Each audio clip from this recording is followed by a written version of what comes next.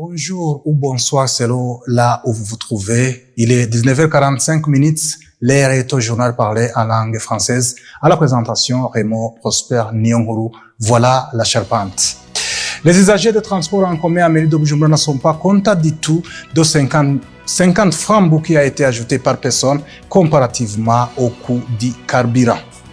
L'administrateur AI de la commune Mukaza, Léonard Wakana, conseille les citoyens de la zone Buyenzi de construire leur maison en utilisant du matériel un peu solide pour éviter aux catastrophes naturelles. Ce n'était que la charpente. Dans quelques instants, le développement de ce journal. Raymond Prosper Nyonguru, je vous dis encore une fois, bienvenue dans ce journal. Je vous le disais tantôt, les usagers de transport en commun à mairie de Bujumbura ne sont pas du tout contents du niveau de l'augmentation de 50 francs par personne comparativement au coût du carburant qu'ils jugent exorbitant. Les détails avec Benoît Sindaïgouania, il a passé l'avant-midi dans les transporteurs en commun. Les usagers des transports en commun au centre-ville de Bujumbura disent ne sont pas satisfaits de l'augmentation de 50 francs comparativement au prix de l'essence. Même si on a ajouté 50 francs, nous restons toujours dans la perte. Avoir les 500 francs qu'on a ajoutés à chaque litre et qu'on la multiplie par autant de litres qu'on consomme chaque jour, c'est énorme. Les 50 francs qu'on a ajoutés, c'est une division entre nous et les clients.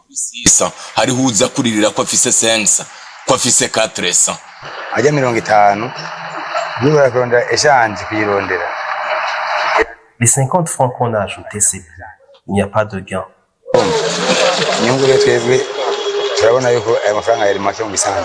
Il demande à l'État qu'il serait mieux que le prix par personne augmente à 100 francs.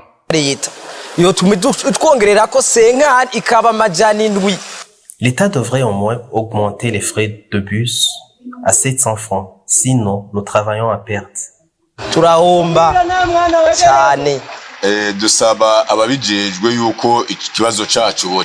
demandons aux concernés de bien étudier la question des prix de transport pour que nous aussi ayons de quoi à vivre nos familles et même le propriétaire de bus ont besoin de vivre.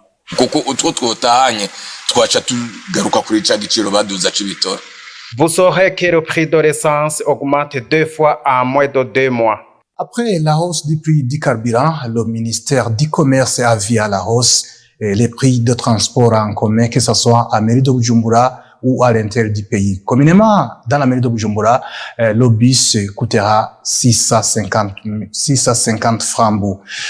Pour les détails, suivez Marie Chantal Njimbere, elle est la ministre du Commerce. Ensuite, à la récente augmentation du prix du carburant intervenue en date du 11 septembre 2023, due à l'augmentation du prix du carburant au marché international, les tarifs de transport en commun sont fixés comme suit. Le tarif du ticket de transport par bus en mairie de Bujumbura est fixé à 650. Le tarif du ticket de transport par bus sur les itinéraires des quartiers périphériques sont fixés comme suit. Centre-ville Milango Rond-Point 700, Centre-ville Buterere 900, Centre-ville Charama 900, Centre-ville Kiriri 800, Centre-ville Udiba 1100, Centre-ville Maranda 13e avenue 1100, Centre-ville Maranda Zone 1350, Centre-ville Kamesa 950, Centre-ville Louis-Lidi 1100, Centre-ville Lusipo 1100, Centre-ville Gatumba 1200, Kanyosha Ruvumera 650, Kanyosha Sioni Kotebu 900, Kamenge Ruvumera 650, Kotebu Mirango Rond-Point 550, Sioni Mirango Rond-Point 650, Kotebu Louis-Lidi 750, Kinama Louis-Lidi 550, Mirango 6e avenue Lusigo 550, Centre-ville Mouira 1900. Les prix du ticket de transport sur les itinéraires d'une province à l'autre par bus ou minibus sont fixés comme suit. Bujumbura Gitega 10 000, Bujumbura Bubanza 5 000, Bujumbura Buganda 5 000, Bujumbura Bugarama 4 500, Bujumbura Bukeye 6 000, Bujumbura Bukirasazi 14 000, Bujumbura Buraza 15 500, Bujumbura Bururi 10 000, Bujumbura Cankuzo 19 000, Bujumbura Cibitoke 6 000, Bujumbura Gihanga 4 000, Bujumbura Gishuri 14 000, Bujumbura Gitaza 3 500, Bujumbura Jenda 5 500, Bujumbura Karuzi 14 500, Bujumbura Kusan, Bujumbura Mabanda 13 500, Bujumbura Mabayi 10 000 francs, Bujumbura Magara 5 000, Bujumbura Makamba 16 000, Bujumbura Matana 10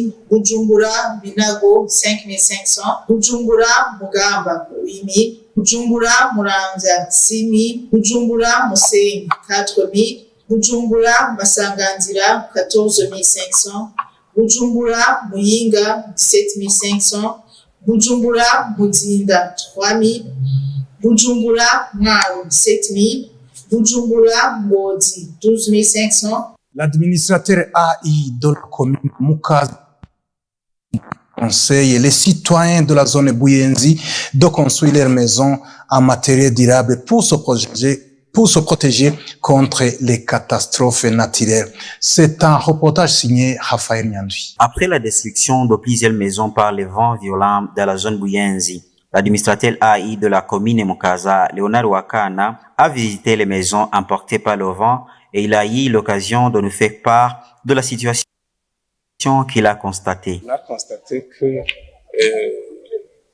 juste dans une parcelle, c'est juste une chambrette et une maison en annexe, sauf quelques maisons où on a vu que toute la toiture a été emportée par la pluie et le vent. Nous avons constaté que la plupart des maisons qui ont été détruites, de toute façon les toits sont vieilles, et surtout la charpente est vraiment a été déjà détériorée, ce qu'on appelle en Kirundi au Kubungwa. Donc, même si ce n'était pas vraiment une pluie mélangée du vent, on peut voir que vraiment les toits peuvent s'envoler d'un moment à l'autre, puisque la charpente et les toits pour certaines maisons est vieille, et donc plus la plupart de ces maisons sont construites en briques adobe. Léonard Wakana a également profité de cette occasion pour conseiller les propriétaires des maisons de la zone Buyenzi. Il a également évoqué s'il y avait une aide qui pouvait être apportée aux victimes de cette catastrophe. Après la descente, on va faire une petite réunion de formation. Et puis, j'ai vu que la plupart sont en train de remettre des torts. Certains mettent les anciens torts, d'autres mettent les nouveaux torts. Et je vois que c'est l'une ou l'autre maison où la toiture s'est envolée, où toute la toiture s'est envolée. On pourra peut-être voir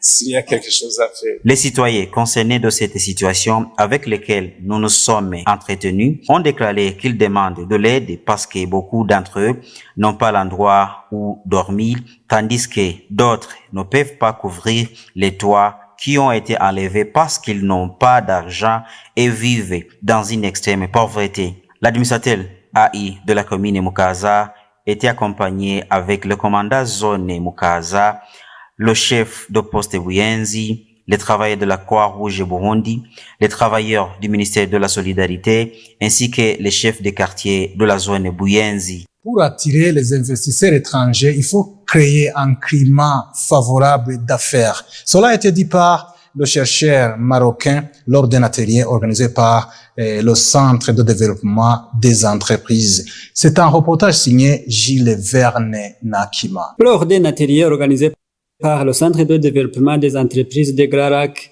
CDE en sigle, avec tous ceux qui sont concernés par le développement du secteur privé pour voir ce qu'il faut faire afin que le secteur privé soit développé. Le chercheur marocain, professeur Hicham El Moussaou, propose des solutions pour que le secteur privé soit développé. La stratégie consiste à donner plus, de liberté d'action au secteur privé. Il faut vraiment que le secteur privé soit au cœur du processus d'émergence. Ça veut dire quoi? Ça veut dire que, au lieu de stimuler les entreprises publiques, il va falloir soutenir les entreprises privées.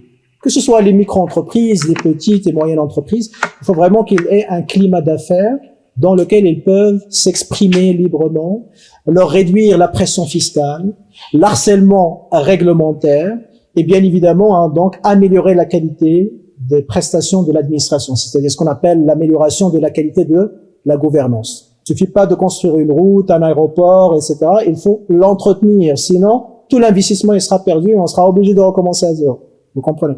Donc, améliorer la quantité et la qualité des infrastructures, donc ce qu'on appelle le capital physique.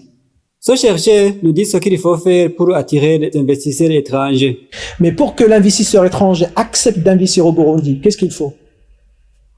Mettez-vous à leur place. Il faut qu'ils soient confiants, n'est-ce pas? Qu'est-ce qui va lui donner confiance? C'est le cadre légal. Donc, il faut donner des garanties aux investisseurs étrangers. Et ça vient avec la qualité, d'abord, des lois et les chartes sur l'investissement. Deuxièmement, moins de pression fiscale.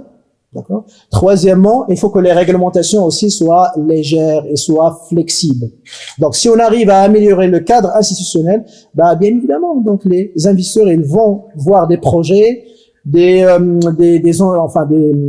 possibilités de créer des entreprises, et donc ils viendront investir. Et donc, lorsque le premier, le deuxième arrivera, les autres y suivront. Signalons que, selon l'indice d'émergence en Afrique, le Burundi occupe la 46e place sur les 54 pays du continent. Poursuivons ce journal par l'actualité internationale de Patrice Kini. La guerre n'est pas officiellement déclarée entre la junte malienne et les anciens rebelles qui retiennent le pouvoir au nord du pays, mais la paix entre les deux parties s'éloigne chaque jour peu à peu. Mardi 12 septembre, la coordination des mouvements de l'Azawad, qui réunit l'essentiel des groupes armés arabes et Touaregs présents au nord Mali, a revendiqué la prise momentanée de Bourem, une localité carrefour de 90 km au nord de Gao. La conquête aurait été faite après l'intense combat avec l'armée malienne, relate Mohamed El Maoulouda Ramadan, le porte-parole de la CMA, avant que les groupes armés décident de se retirer de la localité. Prendre la ville n'était pas notre objectif initial, explique-t-il.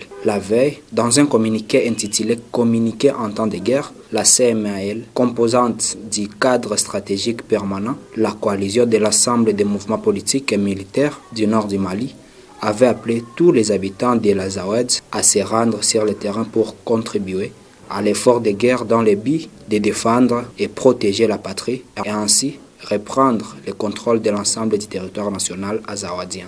I'm grateful. Je remercie le secrétaire général de l'ONU, M. Antonio Guterres, pour cette opportunité et pour la confiance qu'il m'a accordée. Mais je lui ai demandé de me relever de cette fonction, a déclaré M. Pertes. Pertes était l'émissaire de l'ONU au Soudan depuis 2 ans et demi et à la tête de la mission intégrée d'assistance à la transition des Nations Unies au Soudan, créée en juin 2020 pour soutenir la transition démocratique au Soudan. Devant le Conseil de sécurité, M. Pertes a présenté le dernier rapport du secrétaire général de l'ONU sur 90 jours qui couvre le développement de 7 mai au 20 août, marqué notamment par les conflits entre l'armée soudanaise et les forces de soutien rapide. Ce qui a commencé comme un conflit entre deux formations militaires pourrait se transformer en une véritable guerre civile, a-t-il averti, en soulignant que les combats ne montrent aucun signe d'apaisement et aucune des deux parties ne semble proche d'une victoire militaire décisive. Selon les chiffres qu'il a cités et qui sont à deçà de la réalité, selon lui, quelques 5000 personnes ont été tuées depuis le début du conflit le 15 avril et plus de 12 000 blessés.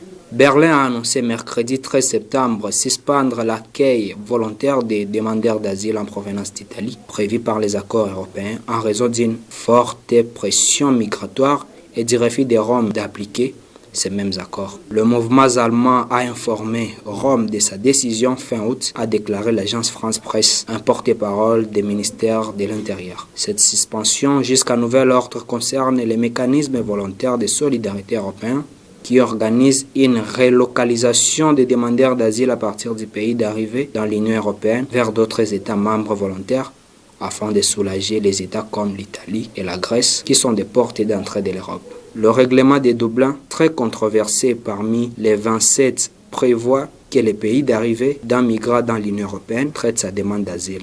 Or, a écrit le journal allemand Die Welt, le gouvernement italien de Giorgia Meloni ne reprend plus les demandeurs d'asile qui veulent le transférer d'autres pays, ayant fait savoir en décembre 2022 à ses partenaires que l'Italie n'avait plus de capacité d'accueil suffisante. Clôturons ce journal par l'actualité sportive qui nous a été préparée par Gilles Boris Ingabiri. Sangwa Patrick, vice-coach de l'équipe nationale Inamba Murugamba, et Valérie Nahayo, analyste vidéo des adversaires pour l'équipe nationale, ont démissionné selon les informations en provenance de l'équipe nationale. Ces deux membres du staff technique ne sont pas d'accord avec quelques décisions prises par le coach principal des Inamba Murugamba, Etienne Ndairagije, après la défaite contre le Cameroun lors des éliminatoires pour la CAN 2023. Le coach et les joueurs continuent de soutenir Christophe Ndorugira, qui a été l'auteur du premier but qui a démoralisé les joueurs. Sur son compte Instagram de Chimi Youssouf, nommé Nyange, a écrit que c'est lui qui a combattu plus de 10 ans dans l'équipe nationale mérite du respect. L'équipe nationale de volleyball qui était en Égypte dans la Coupe d'Afrique des Nations vient d'être classée 14e au classement après être battue par la Tanzanie dans un match pour la 13e place. Dans cette compétition qui se déroulait en Égypte a été remportée par l'Égypte, l'Algérie 2e, Libye 3e, Cameroun 4e, Tunisie 5e, Rwanda 6e et le Mali en dernière position. La mère de Ali Maguire ne supporte pas des injures que subit son fils après le but marqué contre son cas dans un match qui opposait l'Angleterre et l'Écosse. En tant que mère, voit le niveau de commentaires négatifs et abusifs qu'ils reçoivent de certains fans, experts et médias est honteux et totalement inacceptable pour tout milieu de la vie.